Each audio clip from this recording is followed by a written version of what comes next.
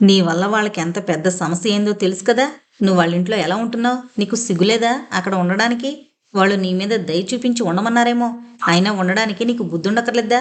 నీకు తెలుసు కదా ఆ కుటుంబానికి నువ్వెంత అన్యాయం చేశావో అందామె. ఏం మాట్లాడాలో తెలియలేదు ప్రణతికి. నేను వాళ్ళకి అంత అన్యాయం చేశానా? నా వల్లే అమృత్ చనిపోయాడా? తన బెస్ట్ ఫ్రెండ్ తన వల్లే చనిపోయాడని ఆమె అనేటప్పటికీ ప్రణతికి చాలా బాధ కలిగింది. బయటి వాళ్ళు ఇలా మాట్లాడుతున్నారు. కౌసల్ తనకి ఉద్యోగం ఇచ్చి అతని ప్యాలెస్కి పిలిచి ఉండమన్నాడంటే అతను చాలా గ్రేట్ అనుకుంది ప్రణతి. నువ్వు వాళ్ళ ప్యాలెస్లో ఎందుకుంటున్నావు? వాళ్ళు నిన్ను ఎందుకు ఉండమన్నారు? కౌసల్ తమ్ముడి యాక్సిడెంట్ నీ వల్ల అయింది కదా. అప్పుడు నిన్ను వాళ్ళు ద్వేషించాలి కదా. మరి నిన్నెందుకు అక్కడ ఉండమన్నారు అంది గీతాంజలి. నేను అతని ఆఫీస్లో జాబ్ చేస్తున్నాను. ప్యాలెస్లో ఈవెంట్ కండక్ట్ చేస్తున్నారు. ఆ వర్క్ గురించే నన్ను ఇక్కడ ఉండమన్నారు అంది ప్రణతి. వాళ్ళు ఉండమంటే ఉండిపోతావా? నీకు ఇల్లు లేదా?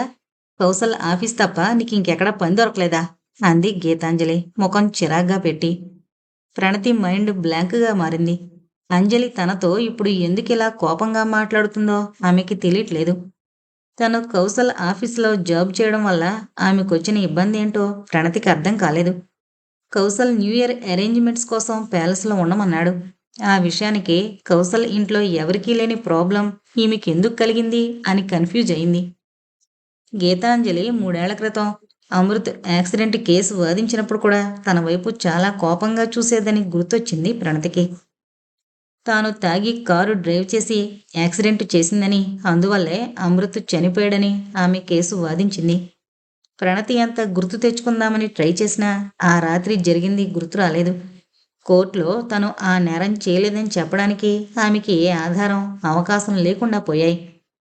ఆ నేరాన్ని తను అంగీకరించే పరిస్థితిని కల్పించిందామె. ప్రత్యక్ష సాక్షులు చెప్పారు ప్రణతి డ్రైవింగ్ సీట్లో ఉందని. స్పృహ కోల్పోయి ఉంటే ఆమెను కూడా హాస్పిటల్లో అడ్మిట్ చేశారని. అది తలచుకుంటే ప్రణతికి ఇప్పటికీ అయోమయంగా అనిపిస్తోంది. ఆ రాత్రి అసలు ఏం జరిగిందో, తను నిజంగానే నేరం చేసిందో తనకి గుర్తొస్తే బావుండని చాలాసార్లు అనుకుంది. అంతలో సన్నగా తెల్లగా ఉన్న ఒక అమ్మాయి అక్కడికి జాగింగ్ చేస్తూ వచ్చింది. ఒంటికి పట్టేసినట్టున్న టైటు డ్రెస్ వేసుకుని చాలా స్టైల్గా ఉంది ఆ అమ్మాయి. ప్రణతి వయసు అంతే ఉంటుంది ఆమె వయసు. ఆ అమ్మాయి వీళ్ళ దగ్గర ఆగింది. గీతాంజలి వైపు చూసి విచిత్రంగా కళ్ళెగరేసింది. ఆ అమ్మాయిని కూడా ఎక్కడో చూసినట్లే అనుకుంది ప్రణతి. కానీ ఎక్కడ చూసిందా అని ఆలోచించింది. తమ క్లాస్మేట్ ఎవరైనా అయ్యుంటుందా అని ఆలోచించింది. కానీ గుర్తు రాలేదు. ఏంటి మమ్మీ ఎక్కడాగావు అడిగింది ఆ అమ్మాయి గీతాంజలిని. దీన్ని గుర్తుపట్టావా? ఏసడింపుగా అంది గీతాంజలి. ఆమె చూపుల్లో అసహ్యం చూసి ప్రణతికి బాధ కలిగింది. తను నేరం కావాలని చేయలేదు కదా, మరెందుకు ఈమెలా అవమానిస్తూ మాట్లాడుతోంది అనుకుంది. ఇది ఎక్కడుందేంటి మమ్మీ, నువ్వు పిలిచావా అడిగింది ఆ అమ్మాయి. ఇలాంటి వాళ్ళతో నాకు మాటలేముంటాయి.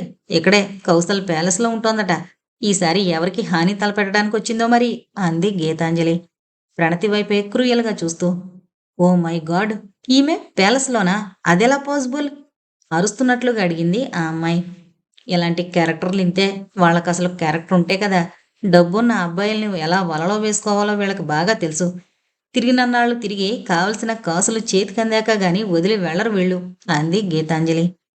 ఒక బాధ్యతాయుతమైన వృత్తిలో ఉండి ఆడపిల్ల అని కూడా చూడకుండా అలా అభాండాలు వేస్తున్న గీతాంజలిని కోపంగా చూసింది ప్రణతి. సీమమ్మి, కోపం కూడా చూపిస్తోంది నీ మీద అంది ఆ అమ్మాయి ప్రణతి వైపు తిరిగి. చూడు, మా మమ్మీ తలుచుకుంటే నువ్విలా బయట తిరగవు, పోయి జైల్లో కూర్చుంటావు. ఈ పాటికి ఒకసారి అయిపోయినా నీకింకా తెలిసి రాలేదనుకుంటా, జాగ్రత్తగా ఉండు అంది ఆ అమ్మాయి బెదిరిస్తున్నట్టుగా చూపుడు వేలు చూపిస్తూ. Yes, you are right baby అని నవ్వింది గీతాంజలి. నువ్వు ఈ పరిసరాల్లో కనిపించడం సేఫ్ కాదు.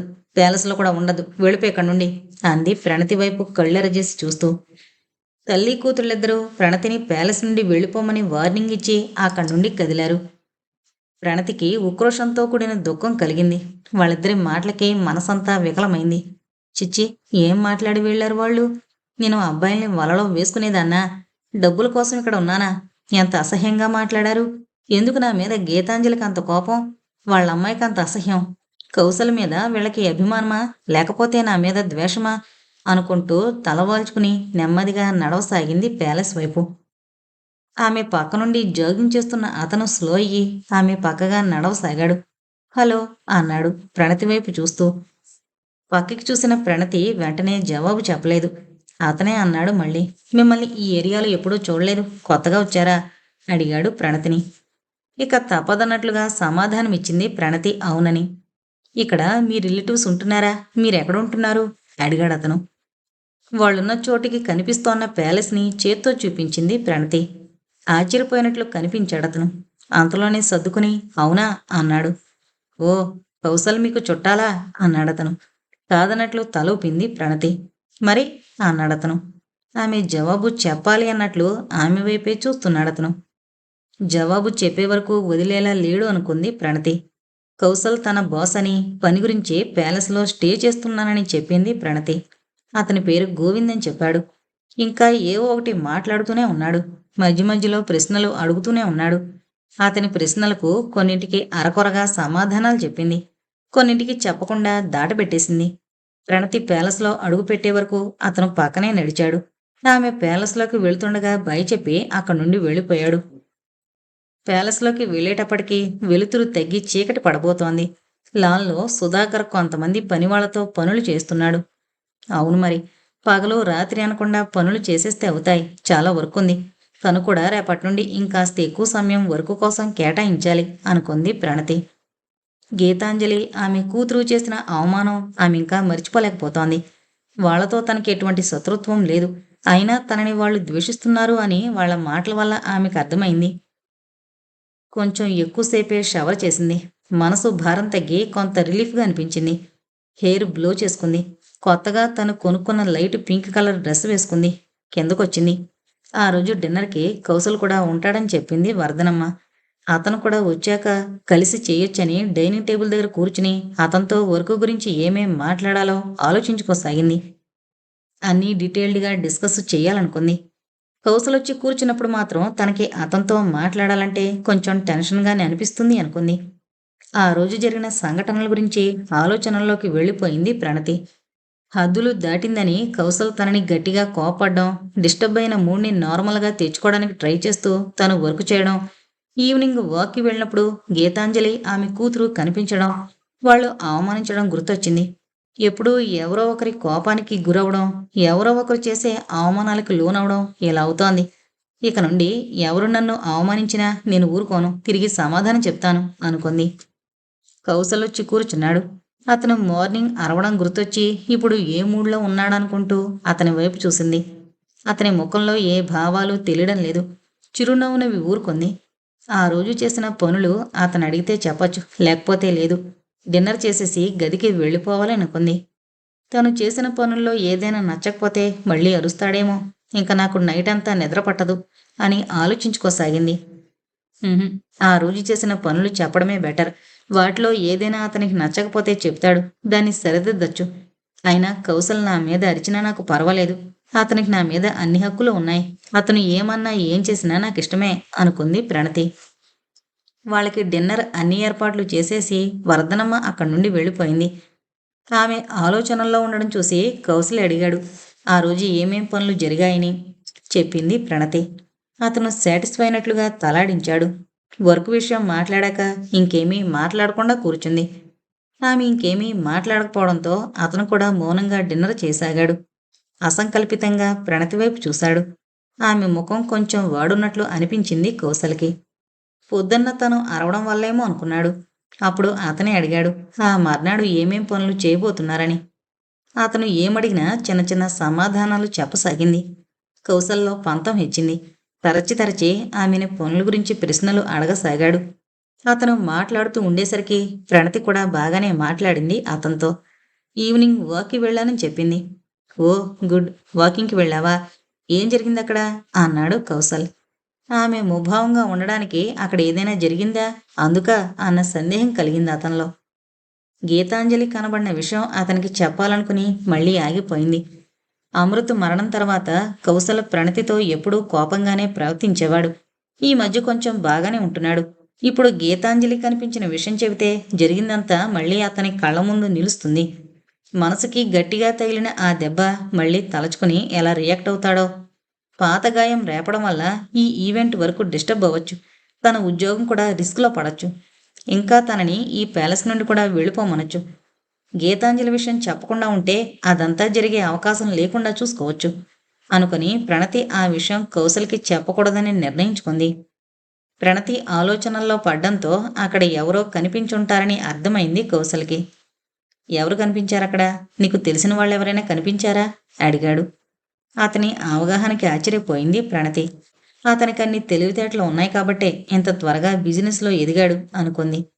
ఏదో ఆలోచిస్తూ అవునన్నట్టు కాదన్నట్టు రెండు విధాలా తలోపిందామె. అది చూసి నవ్వొచ్చింది కౌసల్కి. కానీ నార్మల్గానే ఉండిపోయాడు నవ్వకుండా. సరే, అన్ని రకాల మనుషులు ఉంటారు, బయట ఎవరిని పట్టించుకోవద్దు, ఎవరేం మాట్లాడినా మనసుకి తీసుకోవద్దు అన్నాడు. తన గురించి ఇంతగా ఆలోచించి ఇంత విపులంగా జాగ్రత్తలు చెబుతున్నాడేంటి అని కళ్ళు పెద్దవి చేసుకుని అతని వైపే చూస్తుండిపోయింది ప్రణతి. ఆమె అలా చూస్తుంటే ఆమె అందమైన కళ్ళు అతనిని ఆహ్వానిస్తున్నట్లు అనిపించాయి కౌసల్కి. ఆమె పెదవులు లేలేత గులాబీ రేకుల్లా అతనిలో తపనని కలిగిస్తున్నాయి. టెంప్టేషన్ అతని నరాల్లోనూ మొదలై ఒళ్ళంతా నిండిపోయింది. కానీ మరో నిమిషంలోనే తనని తాను నిగ్రహించుకుని చూపు ఆమె మీద నుండి తిప్పుకున్నాడు. చూపులైతే తిప్పుకోగలిగాడు గాని కళ్ల ముందు ఆమె ముఖమే కనిపిస్తోంది. ఆమె లేలేత అధరాల మధుర స్పర్శ గుర్తుకొస్తోంది. మళ్ళీ ఆ స్పర్శ కోసం అతనిలో కోరిక కలిగింది. అది కంట్రోల్ చేసుకుని మామూలుగా మాట్లాడసాగాడు ప్రణతితో. ఎవరైనా అబ్బాయిలు వెంటపడ్డారా? తమాషాకి అడిగాడామెని. ఆమె మీద కలుగుతున్న ఆలోచనలను డైవర్ట్ చేసుకునే ఉద్దేశంతో ఆ ప్రశ్న అడిగాడు. కౌసల్ తనతో సరదాగా మాట్లాడడం చూసిన ప్రణతికి కూడా అతనితో సరదాగా మాట్లాడాలి అనిపించింది. అవును అంది ప్రణతి. నిజమా అన్నట్లుగా చూశాడు కౌసల్ ఆమె వైపు. ఒక అబ్బాయి నాతో పాటు వాకింగ్ చేస్తూ మాట్లాడుతూ వచ్చాడు ప్యాలెస్ వరకు అంది ప్రణతి. ఆమె సరదాకి చెప్పట్లేదు, నిజంగానే చెబుతోంది అని అర్థమైంది కౌసల్కి. వెంటనే అతని ముఖం గంభీరంగా మారింది. ఎవరతను? ఎందుకు నీతో మాట్లాడాడు? చెప్పు. వాకింగ్కి రావద్దని అతనికి గట్టిగా వార్నింగ్ ఇస్తాను అన్నాడు సీరియస్గా. ప్రణతి పజిలైంది. అతను అలా జలసీతో అంటున్నాడా, లేకపోతే తనని నవ్వించడానికి అన్నాడా అని అర్థం చేసుకోలేకపోయింది.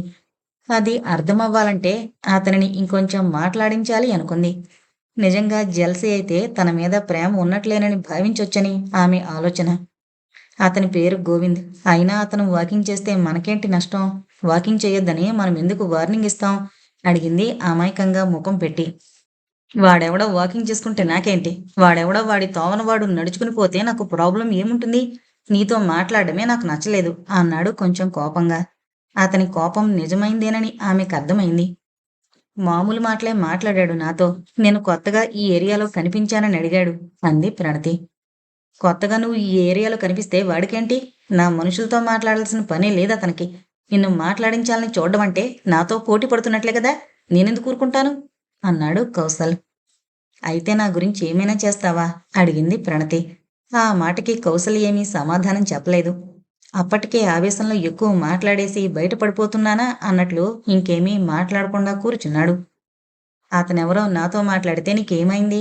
అతను నీకు పోటీ ఎలా అవుతాడు? నేను ఎవరితోనూ మాట్లాడను. అప్పుడు నువ్వు నా గురించి ఏం చేయడానికైనా సిద్ధమేనా? రెట్టించి అడిగింది ప్రణతి కౌసల్ని. నువ్వంటే నాకిష్టం అన్న ఒక్క మాట ప్రణతికి అతని నోటి వెంట వినాలనిపించింది ఆమెకి. అందుకే అతను సైలెంట్గా ఉన్నా మళ్ళీ మళ్ళీ ప్రశ్నించింది అతన్ని. కౌసల్ కళ్ళు చురుగ్గా అటు ఇటూ కదిలాయి. అతనికి ఏదైనా ఆలోచించడానికి ఎంతో సమయం పట్టదు. నువ్విక్కడ ఉన్నంత వరకు నీ బాధ్యత అంతా నాదే అని అక్కడి నుండి లేచాడు తన గదిలోకి వెళ్ళడానికి. కౌసల్, నువ్వు డిజర్ట్ తీసుకోలేదు అంది ప్రణతి. ఫ్రూట్ కస్టర్డ్ ఉన్న బౌల్ ఆమె చేతిలో. ఆ బౌల్లో ఎర్రగా మెరుస్తున్న చెర్రీ ఫ్రూట్ మీద పడింది అతని దృష్టి. ఆమె పెదవుల వైపు చూశాడు. ఆ బౌల్లోని చెర్రీతో పోటీ పడుతున్నాయి ఆమె పెదవులు. పడుకునే ముందు నీ గదికొచ్చి తీసుకుంటానులే అన్నాడు కౌసల్. ఆ మాట విన్న వెంటనే గుండె జల్లుమందామెకి. అతని కళ్ళల్లోకి చూసింది ప్రణతి. ఎప్పుడూలాగే అతని కళ్ళల్లో ఏ భావము కనిపించగా కన్ఫ్యూజ్ అయింది.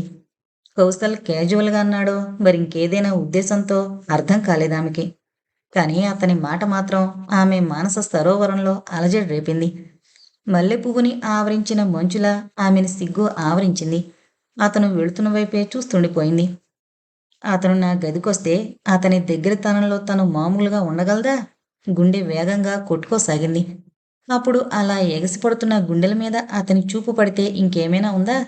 తన మనసులో జరుగుతుంది మొత్తం అతనికి అర్థమైపోతుంది. అతని మీద నాకున్న ఊహలను అతను తెలుసుకుంటే ఇంకా అతనిని ఆపకుండా ఉండగలనా? అతని పరిశుభంగంలో కరిగిపోవడానికి నా మనసు ఎప్పుడూ అభ్యంతరం చెప్పదు. అతను డిజర్ట్ తీసుకోవడానికి నా గదికొచ్చినప్పుడు నేను కూడా చాలా క్యాజువల్గా మాట్లాడతాను. నా మనసులోని ఏ విషయం అతను గ్రహించకుండా జాగ్రత్త పడతాను. అతని సాన్నిహిత్యం నాకు చాలా ఇష్టం. కానీ రాత్రి నా గదికొచ్చినప్పుడు దూరంగా ఉండడానికే ప్రయత్నిస్తాను అనుకుంది. కౌసల్కి నా మీద వేరే విధంగా తక్కువ అభిప్రాయం ఏర్పడితే నేను భరించలేను. కౌసల్ ఎలా అయినా ప్రవర్తించొచ్చు. అతను ఏమన్నా ఏం చేసినా నాకు ఇష్టమే. కానీ నేను మాత్రం నా లిమిటేషన్స్ మర్చిపోకూడదు. బయట వాళ్ళు ఎన్నన్నా పర్వాలేదు. కానీ కౌసల్ నా ప్రవర్తన గురించి ఎప్పుడైనా తక్కువ చేసి మాట్లాడితే తట్టుకోలేను. అందుకే నా హద్దుల్లో నేనుండాలి అనుకుంది ప్రణతి. డిన్నర్ చేసేసిన ప్రణతి కౌసల్ అతని గదిలోకి వెళ్ళిపోగానే ఆమె కూడా తన గదిలోకి వచ్చేసింది. ఆమె మనసులో రకరకాల ఆలోచనలు పరిభ్రమించసాగాయి.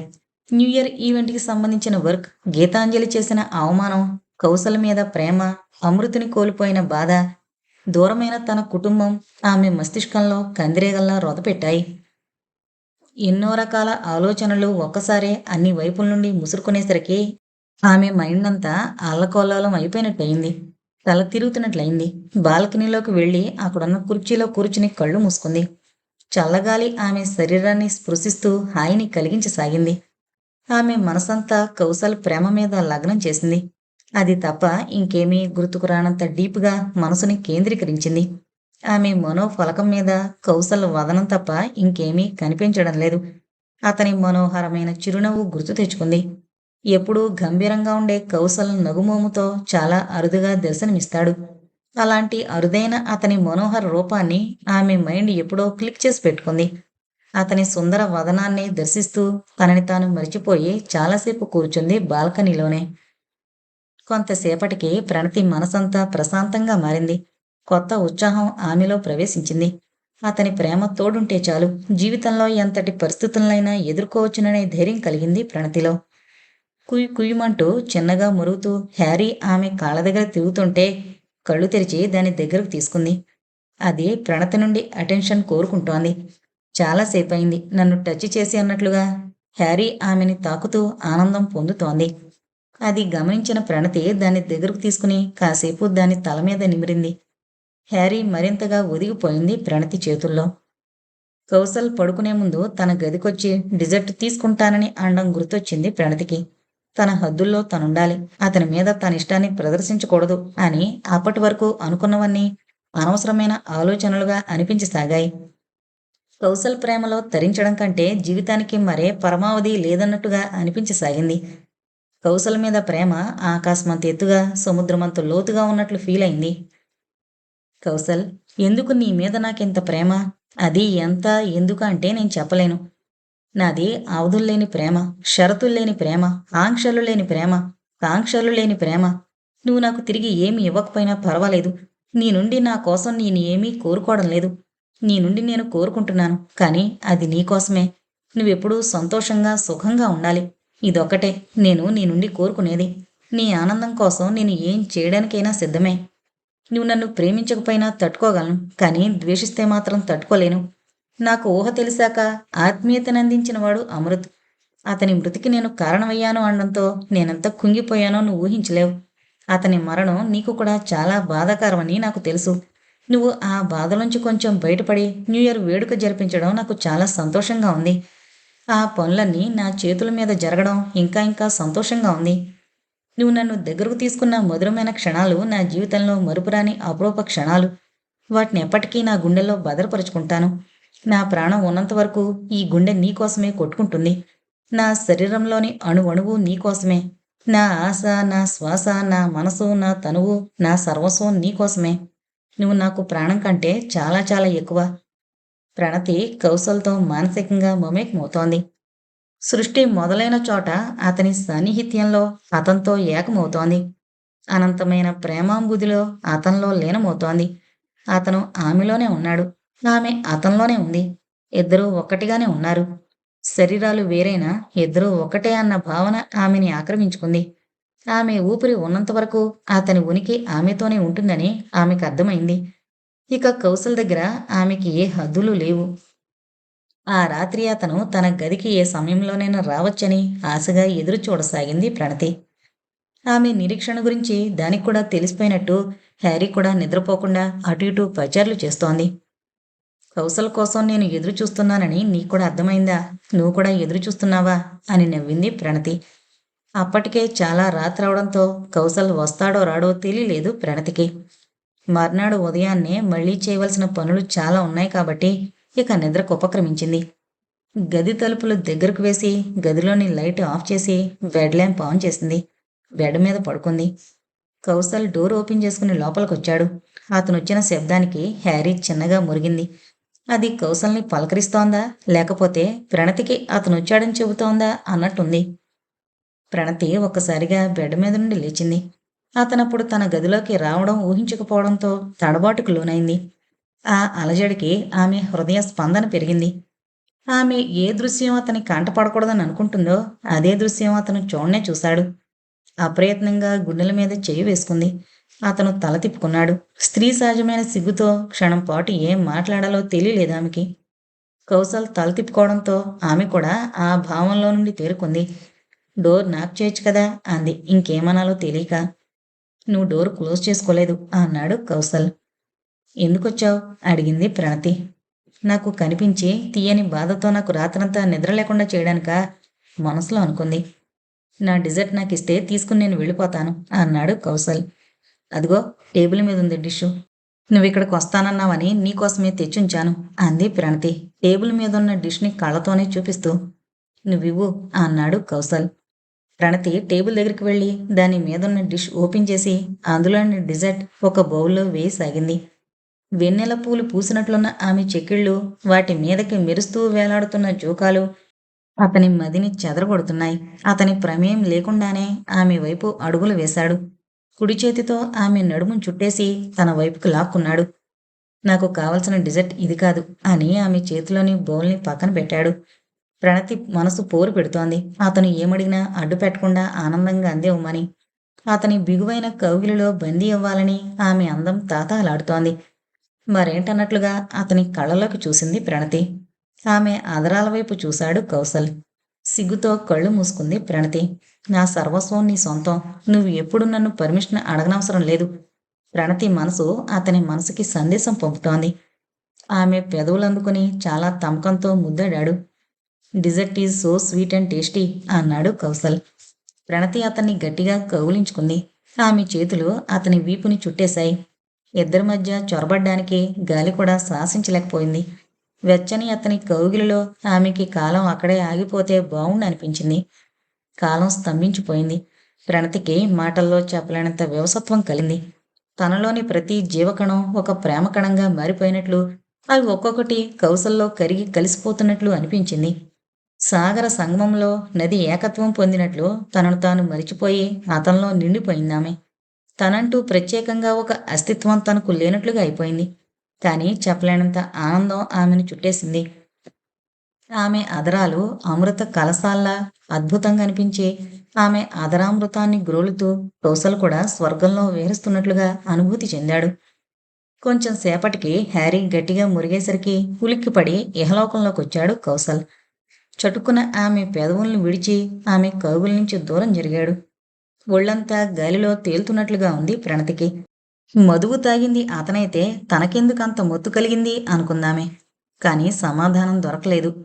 అతను తనను విడిచి వెళుతుంటే బేలగా చూస్తూ ఉండిపోయింది. ఆమెకు గుడ్ నైట్ చెప్పి తన గదికి వెళ్ళిపోయాడు కౌసల్.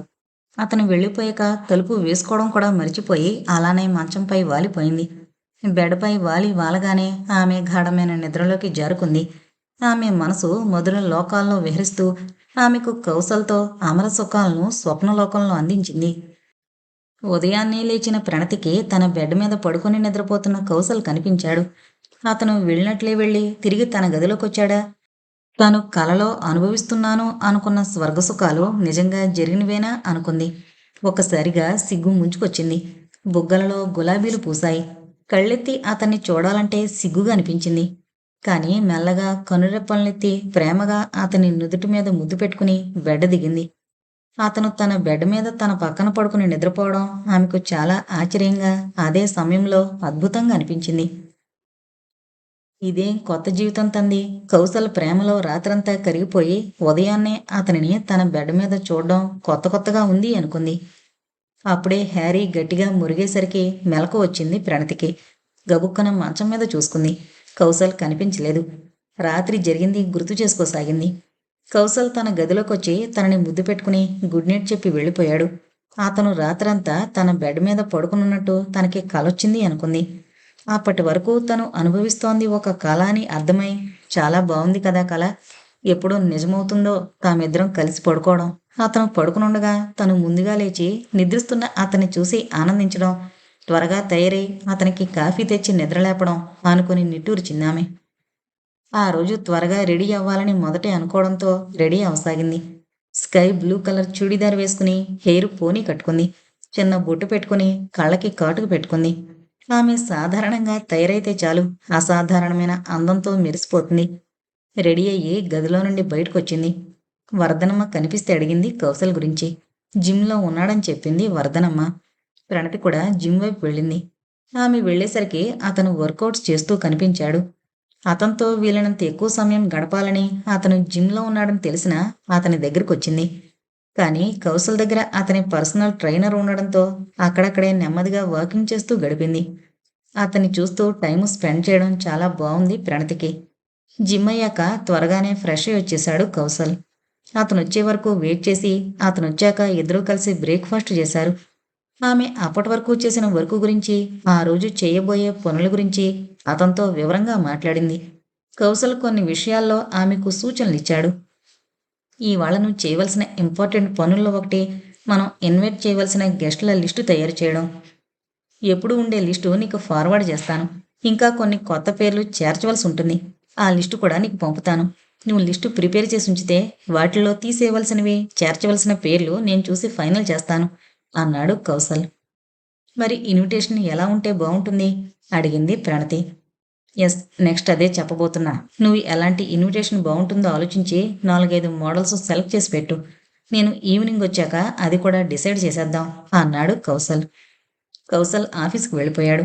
ప్రణతి ప్యాలెస్లో జరుగుతున్న వర్క్లన్నింటినీ మానిటర్ చేసింది. తర్వాత పార్టీకి పిలవాల్సిన గెస్టుల లిస్టు ప్రిపేర్ చేయడం మొదలుపెట్టింది. లిస్టు ప్రిపేర్ చేస్తున్నప్పుడు గీతాంజలి పేరు కనిపించింది. లిస్టులో ఆ పేరు ఉంచాలా తీసేయాలనుకుంది. కొంతసేపటికే ఆమెకు గుర్తొచ్చింది. లిస్టు ప్రిపేర్ చేయడం అయిన తర్వాత కౌసల్ తీసేయవలసిన వాళ్ల పేర్లు అతను సూచిస్తానన్నాడని. అందుకే గీతాంజలి పేరు యథాప్రకారం ఉంచేసింది. కౌసల్ ఆ పేరు తీయడు. ఆమె ఈ సరౌండింగ్స్లోనే ఉంది. పైగా కౌసల్ వాళ్ళకి పరిచయస్తురాలు. అందువల్ల ఆమె కూడా ఇన్విటేషన్ పంపించాల్సి ఉంటుంది. గీతాంజలి ఆమె కూతురు కూడా న్యూ ఇయర్ పార్టీకి వస్తారన్నమాట. 3 ఏళ్ల నుండి ఈ ఫంక్షన్ జరగడం లేదు, కానీ అంతకుముందు వాళ్ళు ఈ ఫంక్షన్కి వచ్చేవారేమో. అప్పటి వేడుకల్లో వాళ్ళని చూసిన గుర్తుందా అని ఆలోచించింది. కానీ ఆమెకు గుర్తు రాలేదు. అయితే ఈ సంవత్సరం వేడుకకు వస్తారన్నమాట. నేను కనిపించినప్పుడు నన్ను మళ్ళీ ఎన్నెన్ని మాటలని అవమానించాలనుకుంటారో అనుకుంది ప్రణతి. ఇంకొకసారి వాళ్ళు నన్నేమేనంటే ఊరుకోకూడదు అనుకుంది. కానీ ఇప్పుడు వాళ్ళు ప్యాలెస్కి గెస్టులుగా వస్తారు కాబట్టి, వాళ్ళు ఏమన్నా తిరిగి సమాధానం చెప్పడానికి ఉండదు కాబట్టి సిచ్యువేషన్స్ని జాగ్రత్తగా హ్యాండిల్ చెయ్యాలి అనుకుంది ప్రణతి.